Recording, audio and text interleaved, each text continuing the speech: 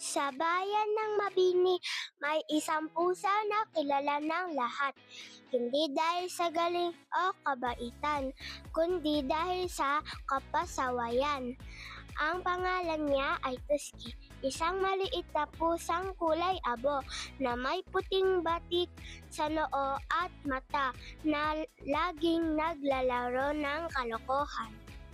Si Tusky ay alaga ni Mira, isang mabait na batang mahilig sa mga hayop. Mabait naman tong pusa ko kapag tulog, sabi ni Mira. Habang tinitignan ni Tusky na mahimbing na natutulog sa sopa. Pero pagdilat pa lang ng mga mata ni Tusky, ayun na, sisirain niya ang paso ng halaman, sisirain ang kurtina, at kakainin ang ulam sa mesa. Tusky! Sigaw ni Mira araw-araw. Isang beses habang nagluluto ang nanay ni Mira, biglang tumalon si Tusky sa mesa at sinubukang tikman ang nilulutong tinola. Pero dahil mainit, napatalon siya at natapon ang sabaw.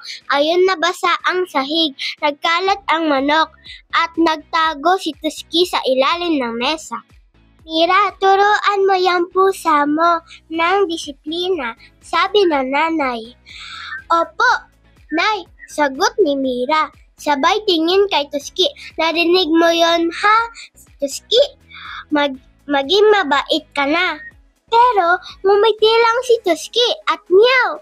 Parang sinasabi, tingnan na lang natin.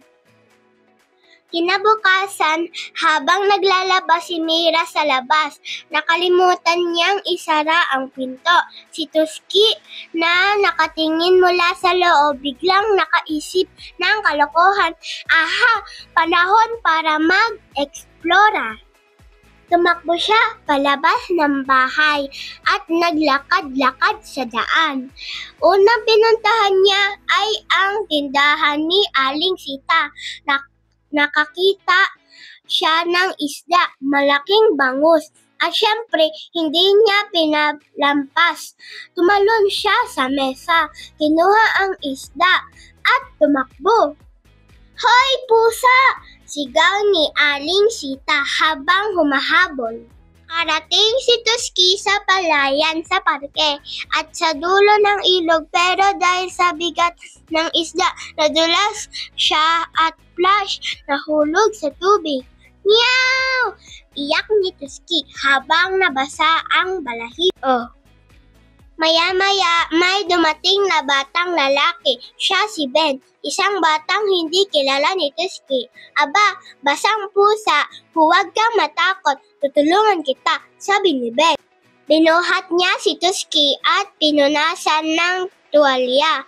Sa unang pagkataon, nakita ni Tusky kung paano siya tinulungan ng isang taong hindi niya kilala. Pag-uwi niya, nagulat si Mira. Tusky, saan ka galing? Basa ka pa. Tahimik lang si Tusky. Lumapit siya kay Mira. Nagdikit sa paa niya at nahinang meow. Simula noon, nagbago si Tusky. Hindi na siya nag-aagaw ng pagkain o naninira ng gamit. Naging masunurin siyang pusa. Tumutulong pa nga magpababa ng labada ni Mira.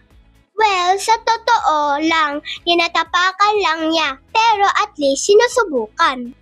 Para ng kwento, ang pagiging pasaway ay walang mabuting patunguhan, pero kapag natutunan mong magpakumbaba at tumanggap ng kabutihan ng iba, matututo ka ring magbago.